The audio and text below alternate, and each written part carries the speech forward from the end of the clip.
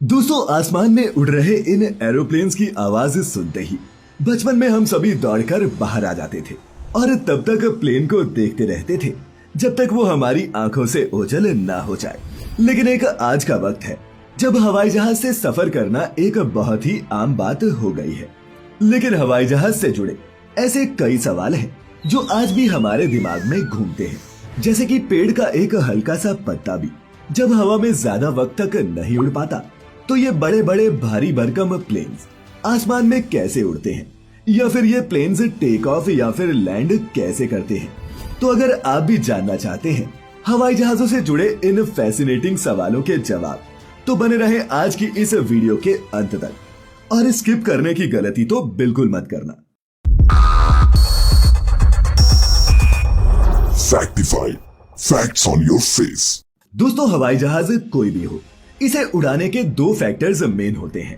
पहला होता है सक्सेसफुल टेक ऑफ और दूसरा होता है zero net force.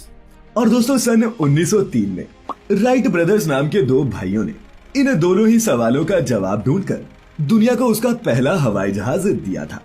Wright brothers ने अपने प्लेन को बनाने के लिए जिस साइंटिफिक फिनोमिनन को अप्लाई किया वो थी बर्नौलीज प्रिंसिपल और न्यूटन का थर्ड लॉ।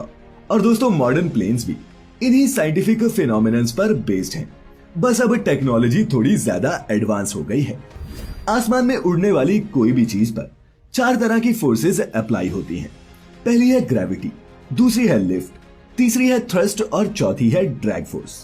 अब ये चारों फोर्स बैलेंस हो तभी एक प्लेन आसमान में अच्छे से उड़ पाएगा। और इन सभी फोर्सेस को बैलेंस करने में सबसे मेजर रोल प्ले करता है एक प्लेन का डिजाइन। अगर आपने प्लेन्स के स्ट्रक्चर पर कभी ध्यान दिया हो तो आपने भी नोटिस किया होगा कि प्लेन्स का ये डिजाइन पक्षियों से ही इंस्पायर्ड है। और जिस तरह बर्ड्स के उड़ने के लिए उनके विंग्स सबसे ज्यादा इंपॉर्टेंट होते हैं, उसी तरह एक सक्सेसफुल फ्लाइट के लिए प्लेन्स के विंग्स का डिजाइन भी बहुत अहम होता है। ज्यादातर प्लेन्स के विंग्स का ऊपर का सरफेस कर्व्ड होता है, जबकि नीचे का सरफेस फ्लैट, जो कि एक क्रॉस सेक्शनल आकार बनाता है और इसे साइंटिफिक भाषा में एयरफॉइल कहते हैं। प्लेन के कर्व्ड विंग्स हवा को नीचे की तरफ डिफ्लेक्ट करते हैं, जिसके रिएक्शन में हवा का प्रेशर अपवर्ड डायरेक्शन में लगता है, जिसे लिफ्ट फोर्स कहते हैं। अब ग्रेविटेशनल फोर्स जो एक प्लेन को धरती की ओर खींचती है और ये लिफ्ट फोर्स, ये दोनों एक दूसरे से बैलेंस होकर नेट फोर्स को जीरो कर देती हैं और इसी कारण प्लेन हवा में बैलेंस कर पाता है। अब प्लेन हवा में बैलेंस तो हो गया, लेकिन इसे आगे बढ़ाने के लिए एक प्रोपल्शन एक्सेलरेशन फोर्स की भी जरूरत पड़ती है, जिससे ये किसी डायरेक्शन में आगे की तरफ मूव कर सके। इसके लिए इन प्लेन्स में ये बड़े बड़े टर्बो प्रोपेलर्स लगाए जाते हैं। फैंस की तरह नजर आने वाले ये प्रोपेलर्स शेफ्ट लाइन की मदद से मेन इंजन से कनेक्टेड होते हैं, जहां इंजन ऑयल की मदद से इन प्रोपेलर्स को स्टार्ट किया जाता है और थ्रस्ट पावर जनरेट की जाती है। यहाँ पर आपको ये भी बता दूं कि जहां पहले सभी प्लेन्स में सिर्फ एक ही तरह के टर्बो प्रोपेलर इंजन हुआ करते थे, वहीं अब मार्केट में तीन तरह के टर्बो इंजन मौजूद हैं, जो है टर्बोजेट, टर्बोप्रॉप और एक टर्बोफैन। और दोस्तों, दुनिया का सबसे बड़ा turbojet engine GE9X Boeing 777X में लगाया गया है। टर्बो इंजन से जनरेट होने वाली थ्रस्ट पावर प्लेन को टेक ऑफ और आसमान में आगे मूव करने में हेल्प करती है। लेकिन जब प्लेन आगे की तरफ मूव होता है तो इस पर सामने से हवा का दबाव पड़ता है, जिससे ड्रैग फोर्स पैदा होती है। ड्रैग फोर्स प्लेन को फॉरवर्ड डायरेक्शन में मूव करने से रिस्ट्रिक्ट करती है। इसीलिए ज्यादातर प्लेन्स 33,000 से 41,000 फीट की ऊंचाई पर उड़ाए जाते हैं, क्योंकि यहाँ हवा पतली होती है जो कम ड्रैग फोर्स पैदा करती है। वहीं ड्रैग फोर्स के इफेक्ट को कम करने के लिए प्लेन का एरोडायनामिक डिजाइन भी बहुत काम आता है। मॉडर्न एयरक्राफ्ट के विंग्स हाईली मॉडिफाइड होते हैं और कई पार्ट्स में डिवाइडेड होते हैं।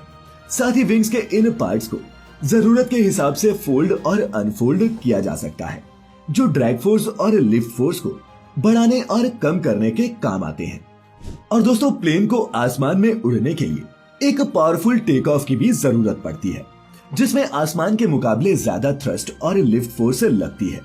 इसी वजह से टेक ऑफ के वक्त विंग्स के इन फ्लैप्स और स्लैट्स को नीचे की तरफ एक्सटेंड कर दिया जाता है, जिससे विंग्स का सरफेस एरिया और कर्वेचर बढ़ जाए और ज्यादा हवा डिफ्लेक्ट हो।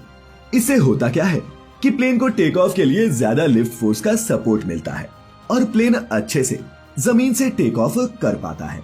वहीं टेक ऑफ के बाद विंग्स में लगे ये फ्लैप्स और स्लैट्स दोबारा से फोल्ड हो जाते हैं। इसके अलावा प्लेन को अलग अलग डायरेक्शंस में मूव करने के लिए रडर, एलिवेटर, स्पॉयलर्स और एलेरॉन्स का इस्तेमाल किया जाता है। पायलट एलिवेटर का इस्तेमाल फ्लाइट के दौरान अपवर्ड और डाउनवर्ड डायरेक्शन में मूव करने के लिए करते हैं, जबकि प्लेन को लेफ्ट और राइट डायरेक्शन में मूव करने के लिए रडर और एलेरॉन्स का इस्तेमाल किया जाता है। वहीं लैंडिंग के वक्त स्पॉयलर्स भी इस्तेमाल में आते हैं। लैंडिंग के वक्त स्पॉयलर्स की वजह से ही ड्रैग फोर्स बढ़ जाती है और लिफ्ट फोर्स कम हो जाती है, जिससे प्लेन नीचे की तरफ आने लगता है और आखिर में प्लेन की सेफ लैंडिंग के लिए लैंडिंग गियर को बाहर निकाला जाता है, जो प्लेन की हाई ड्रैग पावर को सरफेस पर फ्रिक्शन की मदद से कंट्रोल करने में हेल्प करता है। और इस तरह प्लेन के टेक ऑफ से लेकर आसमान में उड़ने और फिर लैंड करने तक का सफर पूरा होता है। वहीं दोस्तों, जाते जाते प्लेन से जुड़ा एक बोनस फैक्ट आपको और बता देता हूँ, और वो ये है कि पहले प्लेन्स की खिड़कियां स्क्वायर शेप में होती थी, लेकिन स्क्वायर शेप होने की वजह से प्लेन की खिड़कियों पर हवा का दबाव किसी भी और पार्ट के मुकाबले 2 से 3 गुना ज्यादा पड़ता था। इसी वजह से 20th सेंचुरी में कई प्लेन क्रैश हुए, जिसके बाद 1950 में प्लेन की विंडोज का शेप स्क्वायर से राउंड या फिर ओवल कर दिया गया। तो दोस्तों, अब उम्मीद करता हूँ कि आप समझ गए होंगे कि ये बड़े बड़े हवाई जहाज हवा में उड़ते कैसे हैं। वीडियो पसंद आया हो तो इसे लाइक और शेयर करना ना भूलिएगा, और अगर प्लेन से जुड़े ऐसे ही और भी फैक्ट्स के बारे में जानना चाहते हैं तो कमेंट करके जरूर बताइएगा। मैं लेकर आता रहूंगा आपके लिए ऐसी ही मजेदार इंफॉर्मेटिव वीडियोस। तब तक आप अपना अपने चहेतों का ख्याल रखें, खुश रहें, और वीडियो पूरी देखने के लिए आपका बहुत बहुत शुक्रिया।